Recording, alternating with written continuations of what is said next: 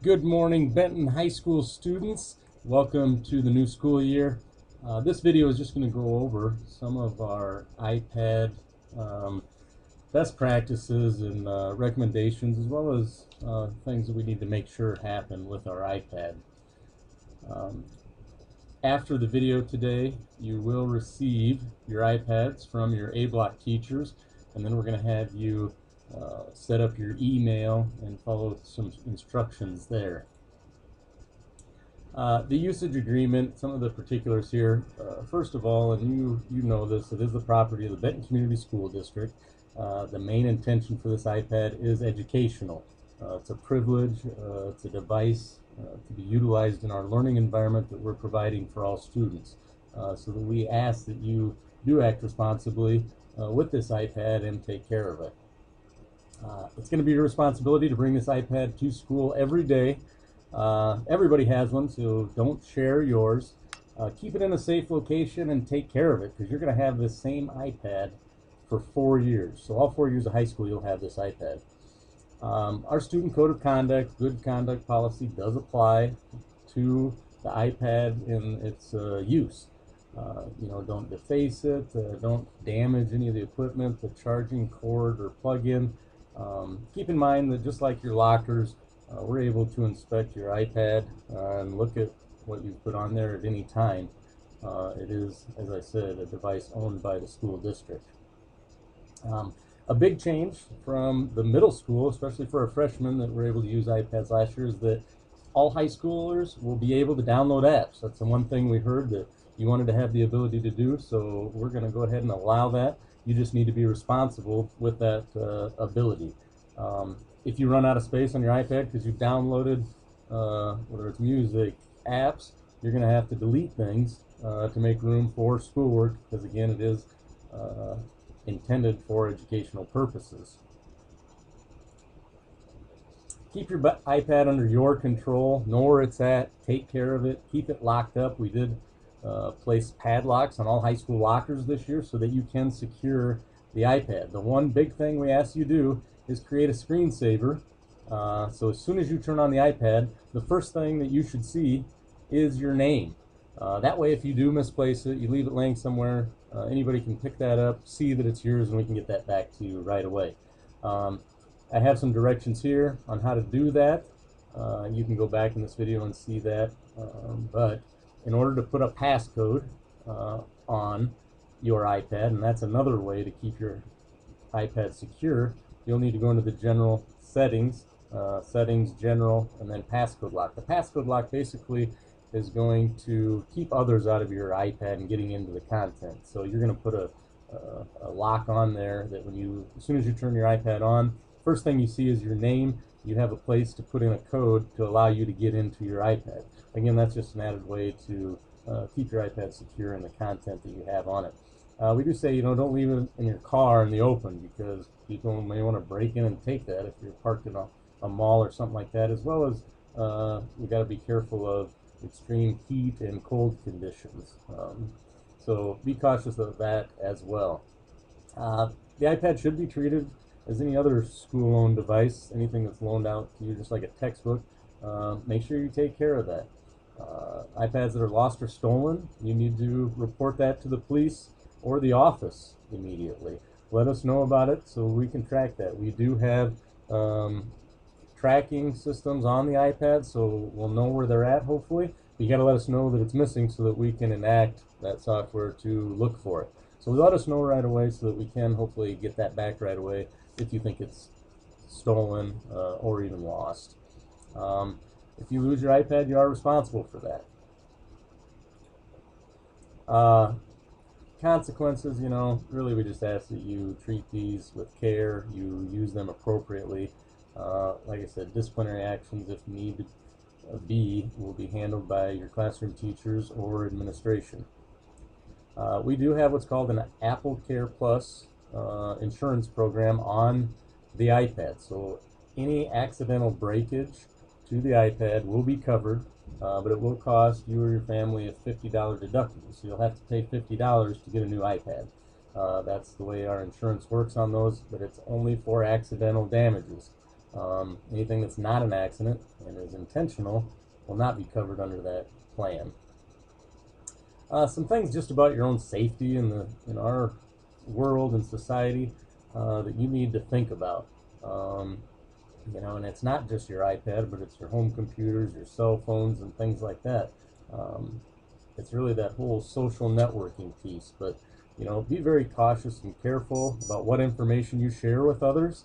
Unfortunately, there are predators out there that are trying to make connections with teenagers, and sometimes, God forbid, lure them into situations that we do not want to see happen. So you need to be very careful and cautious about what you're posting and who you're posting to and communicating with.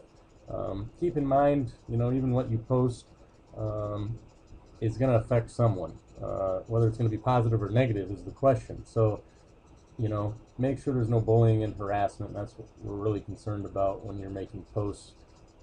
Make sure that it is appropriate and not going to come back to harm you someday. A lot of employers, colleges, everybody are looking at those social networking sites to see the type of content that you post. Keep your passwords safe. Make sure you use good passwords. And again, the last one here, do not communicate with strangers or people you don't know. That goes along with, again, safeguarding your identity, your numbers, social security numbers, email, addresses. It's just a thing that we need to take very seriously, and we need to communicate to our students to make sure that each and every one of you are staying safe. Again, as I talked about before, others are watching you, and sometimes what we post might not affect us for 3 or 4 years when it comes to college applications or different companies or recruiters that look into those posts. And once they're placed on the internet, they are there forever. Some care and handling of your iPad. Again, don't leave it unattended. Don't leave it where the temperatures will be extremely hot or cold. For example, in your car, it's not a plant. You don't need to water it. Mainly be careful when you are drinking something at home, a glass of water, whatever it might be, that it's not getting spilled on the iPad. Now, we do have cases for the iPads, and they are a huge asset for us, and they will protect the iPad against most accidents, but they're not foolproof. The iPads need to stay in those cases. At no time should you take your iPad out of the case. You're not allowed to decorate your case with stickers or anything like that. The iPad needs to stay looking exactly the way it is when you receive it. The only thing that you can personalize on your iPad would be that home screen, your pass lock, and things like that. Caring for the iPad. Again, the iPad will be in a case, but keep in mind the main screen of that iPad is made out of glass, and it can break. We talked about the temperatures and liquids and things like that. Some of the main components of your iPad: you have the camera on the front of the iPad here. You also have a camera on the back side. This is the home button. We'll look at a couple other areas here. We have a sleep and wake button. This is the camera on the back that I referred to. You have a mute button, volume control. This is your speaker, the dock connector to charge it. Yours will look a little different from this picture because they are the newest, most recent iPad models. And you have an audio input-output jack. You should be able to access all of these features even with the cases on the iPads. The only screen you'll have to really clean is the case screen, which is made out of a plastic. But don't use any cleaners or alcohol or anything, glass cleaners on that. Just use a soft cloth or microfiber even on that. You could use, you could damp it just a little bit. You don't have to have it soaked to wipe that clean. Again, as I said, you need to bring that charged every night, or bring it to school every day, but charge it each night. One of the reasons we chose these iPads is because of the battery life, and they'll last up to 10 hours. Some things you can do to help conserve the energy throughout the day is you could dim your screen. When you don't need Wi-Fi or Bluetooth, you could turn those off. And it does have a best operating temperature climate that you should operate on, and most generally we're going to be okay in that environment. If for whatever reason you are not taking your iPad home at night, it is your responsibility to take your iPad to the IMC and drop it off there at the counter with either Mrs. Carney or Mr. Leonard, where it will be kept overnight and charged for you. Again, it's your responsibility then the next day to pick that up before your first class. And again, I referred to that here to make sure that you drop that off each night and pick it back up. An example may be that you just don't want to leave it in your locker and you know that you don't need it that night. You could drop that off in the IMC. Potentially your parents did not want you to bring that iPad home, so again, you drop it off in the IMC after your last class, and it's your responsibility to pick it up before your first class. Locker rooms, and this is a question that's come up a little bit. In the acceptable use agreement, it said the iPad is not to be in locker rooms at all. I just want to communicate that if the iPad is in your backpack or a gym bag and you take it into the locker room and put it directly in your locker, make sure you lock it up. You're not going to be in trouble for that. We're not going to have any disciplinary actions for anyone that has an iPad in a backpack, in a bag, locked in a locker. The issue and the problem we will have, and where disciplinary consequences will be enacted, is if that iPad is out in the open in the locker room. The locker room is just like bathrooms. The iPad should not be out in plain sight at all. Please do that for your safety and everyone else's. Make sure if you are taking that into the locker room, it's in a backpack or in a bag and it stays in there, and you lock it in a locker. If you don't have a padlock, make sure you talk to one of your coaches or PE teachers to get a lock.